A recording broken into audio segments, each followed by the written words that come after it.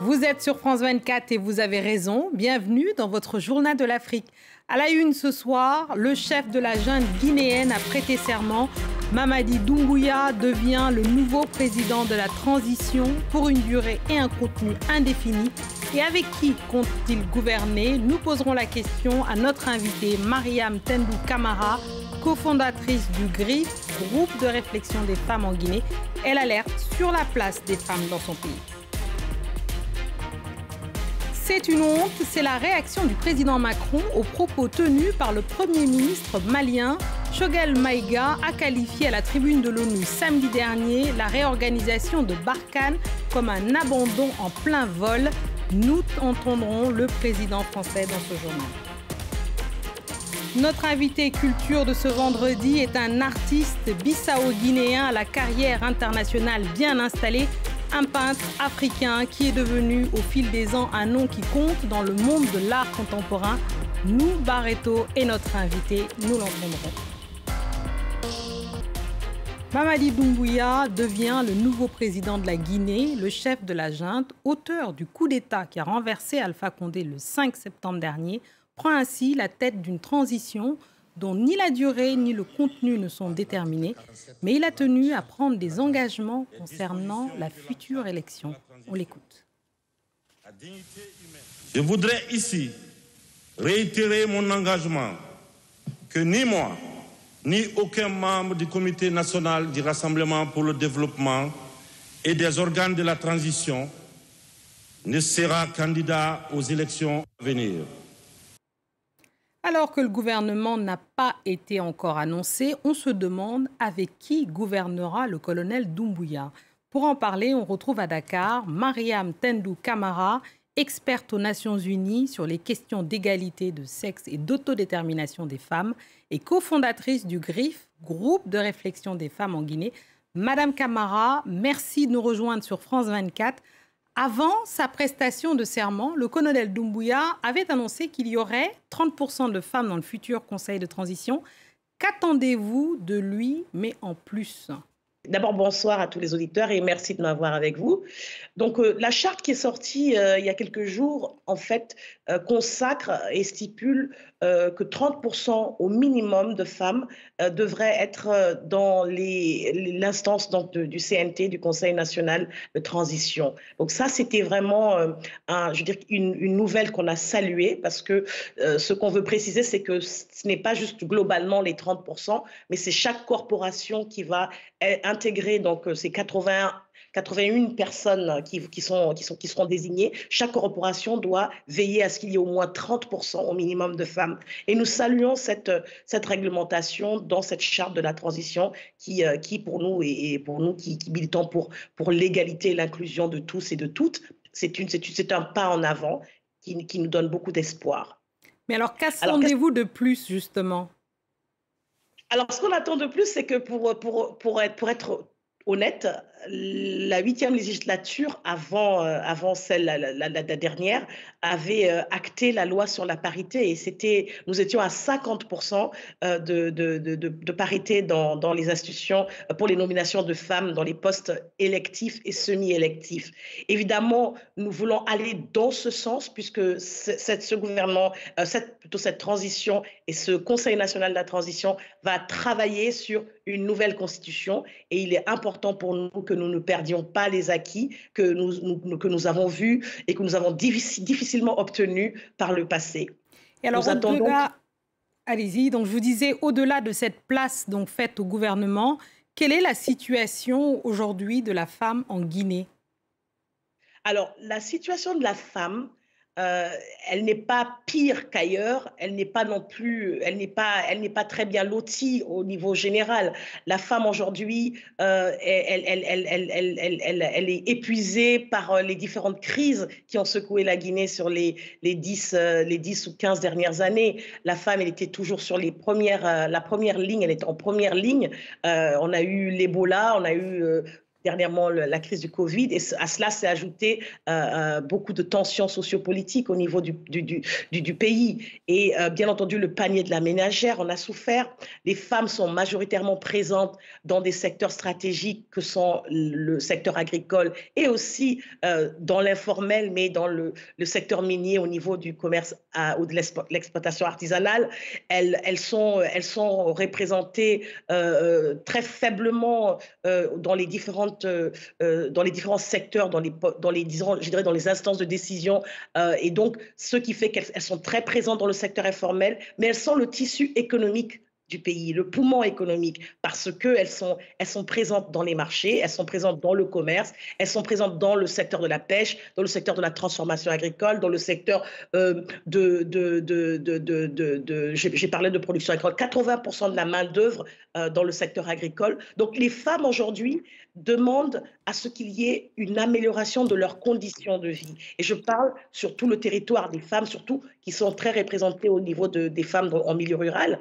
Elles ont besoin d'améliorer leur accès à l'éducation pour les petites filles. On a des taux très élevés de mariage précoce, de mariage de petites filles. On a 96,9% de taux de mutilation génitale féminine. Donc il faut un changement, un bond en avant. Et pour le faire, nous pensons qu'il faut qu'il y ait les femmes dans les instances de décision. C'est important. Et pourquoi pas une femme première ministre? Pourquoi pas? Absolument, une femme première ministre. Merci beaucoup, Madame Camara, d'être venue et de vous être arrêtée dans ce journal de l'Afrique. On en vient à ces tensions entre la France et le Mali. Le président français Emmanuel Macron s'est dit choqué par les déclarations du Premier ministre malien de transition.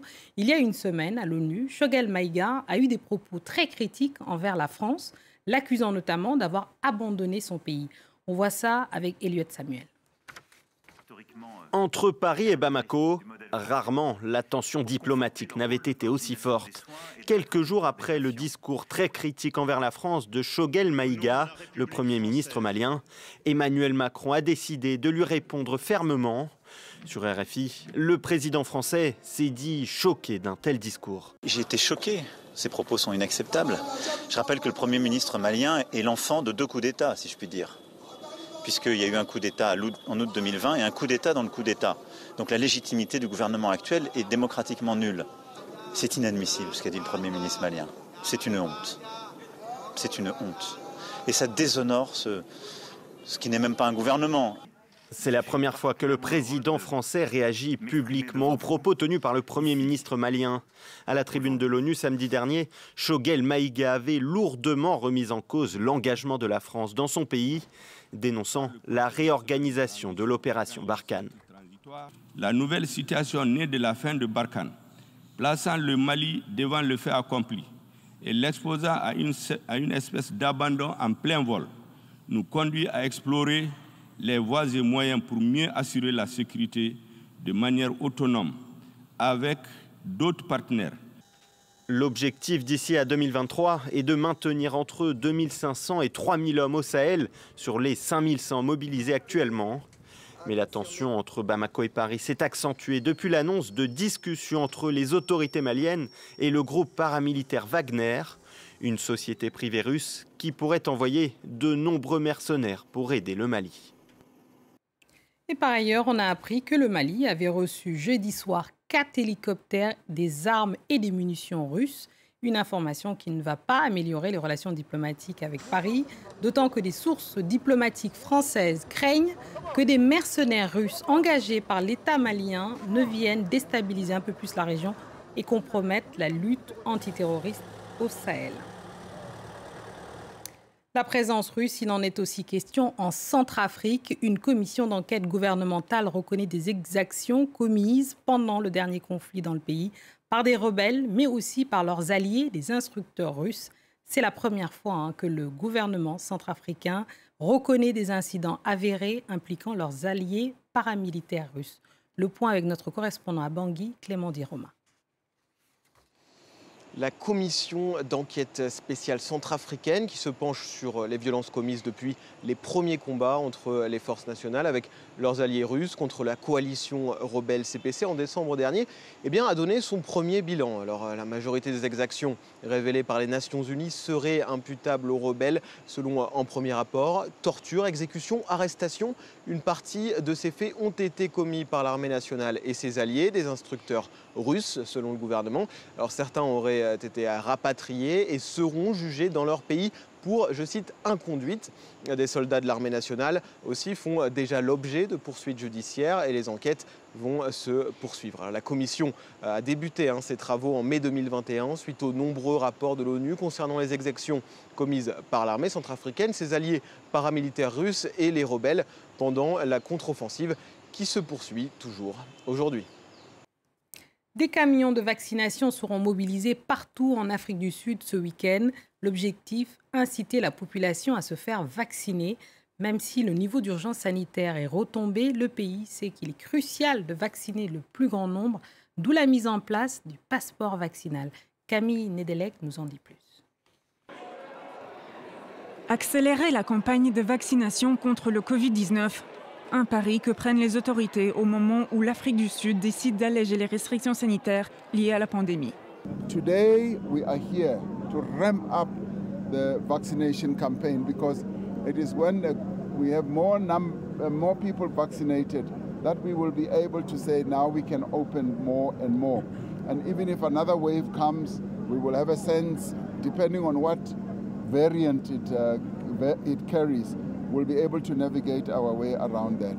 Actuellement, près de 15% de la population est entièrement vaccinée.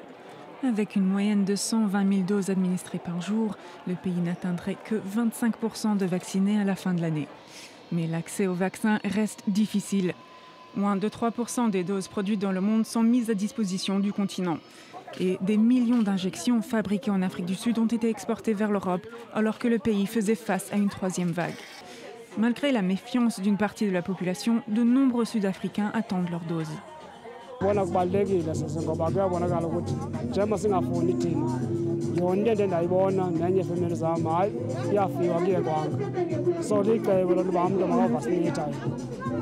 Des camions seront mobilisés à travers le pays tout au long du week-end afin de toucher le plus grand nombre. Sur le continent, l'Afrique du Sud demeure le pays le plus touché par le Covid et comptabilise près de 80 000 morts. Plus de 7000 personnes ont marché aujourd'hui sur l'ambassade américaine à Mbabane, en Eswatini, anciennement le Swaziland. Sans doute l'un des plus importants rassemblements contre le roi Mswatini III. Les manifestants tentent depuis des mois d'attirer l'attention sur la dernière monarchie absolue d'Afrique en demandant une démocratisation de sa vie politique. Selon l'opposition, plus de 80 personnes ont péri dans les manifestations, moins d'une 40 selon le régime. Des dizaines d'opposants ont été arrêtés, dont plusieurs députés. Ils ont déposé d'ailleurs une pétition demandant la libération des prisonniers et l'ouverture d'un dialogue pour la démocratie. On écoute le président du Podemo, un parti d'opposition. Appeal to the world that let the world not have double standard. We know we're a very poor country, do not have much resources to offer to the world, but we believe that Swazi lives matters too. On passe à notre invité culture de ce vendredi. C'est un artiste peintre, installateur bissau-guinéen qui a avec le temps installé son nom parmi les grands de l'art contemporain. Ses œuvres s'exposent partout dans le monde. Nous avons la chance de le recevoir dans ce journal entre deux expositions. Nou Barreto, merci d'être sur le plateau du Journal de l'Afrique. Merci pour cette invitation. Alors, votre premier médium artistique, j'ai appris, c'était le dessin. Et le dessin que vous avez transmis d'ailleurs, votre défunt frère. Justement, racontez-nous votre relation avec le dessin. Je répète encore une fois, merci pour cette invitation. Mon rapport avec le dessin, ça a commencé très tôt, avec mon frère, qui lui aussi dessinait, mais qui n'était pas quelque chose pour lui. Il ne se voyait pas artiste ou quoi que ce soit, ce n'était pas une branche qui l'intéressait.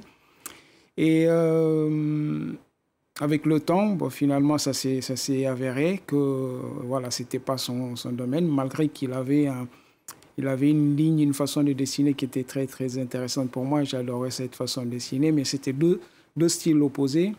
J'adorais le sien, mais bon, voilà. Malheureusement, il n'est plus aujourd'hui pour voir ce que je suis devenu ou l'effort que je fais pour devenir ce que l'art m'amènera ou le destin m'amènera à faire.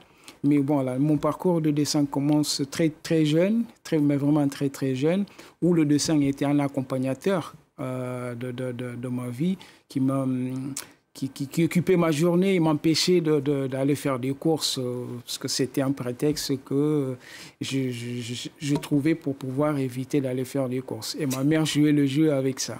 Ouais, j'ai vu ça, que vous dessiniez vraiment tout le temps. Et alors, vous êtes un artiste souvent décrit comme contestataire. Et on sait que pour vous, l'Afrique est une source primaire d'inspiration pour votre travail. Et vous utilisez d'ailleurs du rouge pour symboliser toutes les violences qui traversent le continent. Vous êtes dans le journal de l'Afrique, justement. Dites-nous, comment est-ce que vous traitez cette actualité comme source d'information? Parce que ce n'est pas souvent qu'on a un artiste chez nous qui, justement, travaille avec ça comme source d'information. Je pense que c'est... comme je disais, tous les artistes sont des gens qui revendiquent quelque chose, des gens qui luttent pour quelque chose, qui essaient d'imposer leur vision ou en montrant ce que la société lui donne, dans la société où il vit. Et je pense que ça, c'est la mission primordiale d'un artiste. Dans mon cas, spécifiquement, je trouve que dès le départ, ça a été pour moi le chemin qui me correspondait en utilisant la couleur rouge, qui est la couleur de détresse et d'allégresse. Ça tombait pile poil. Pour moi, c'était une évidence que je ne pouvais pas utiliser une autre couleur pour travailler des sujets si forts que j'utilise ou que j'ai tendance à travailler depuis quasiment tout le temps. Là, on aborde le sujet de l'Afrique.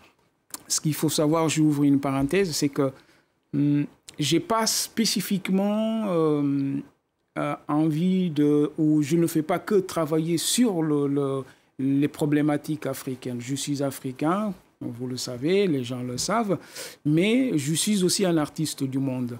Ce qui m'intéresse, c'est parler de ce que la société me renvoie en tant qu'artiste, comment je le vois, comment je l'exploite, comment je dois l'exposer au monde pour que le monde soit conscient de tous ces faits-là, pour que le monde puisse être aussi un moteur autre que simplement celui qui encaisse sans pouvoir répondre. Donc voilà, je remets à l'ordre du jour ou au goût du jour avec mon expérience en moi en tant que plasticien pour pouvoir aborder ce sujet. Afrique est devenue, depuis un projet particulier qui a lieu avec les drapeaux des États-Unis d'Afrique. Voilà.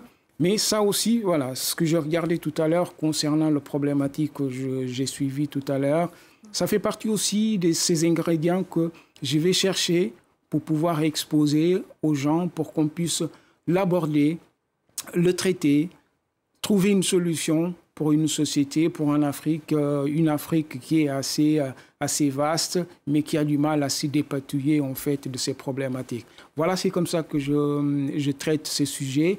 Et bon, voilà, je vais comme je dois y aller. Si ça plaît ou ça plaît pas, ben écoute, en tout cas, je fais ce que je sens que c'est comme ça que je dois le faire. Oui. Et puis, j'ai l'impression qu'il y a une adhérence. Et cette adhérence-là, je le remercie aux gens qui m'accompagnent.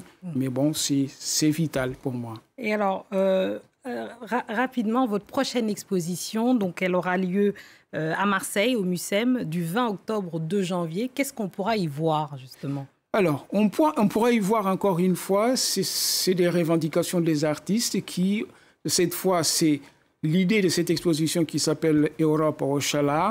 Oshala, c'est un mot d'origine arabe, mais avec les influences linguistiques portugaises, luso, ouais. Et finit par se dire Oshala, mais c'est quasiment la même chose que Inch'Allah en arabe.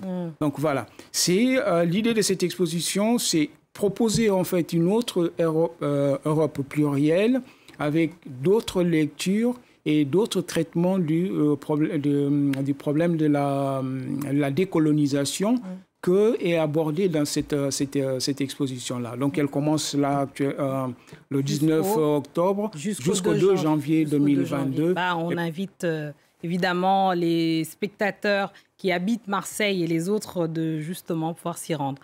Merci beaucoup, merci Nou Barreto d'être venu. Et on remercie tous ceux qui nous ont suivis, en particulier ceux de Sao Domingos, en Guinée-Bissau, en passant par Torcy. Restez avec nous car l'actualité continue sur France 24. Merci beaucoup.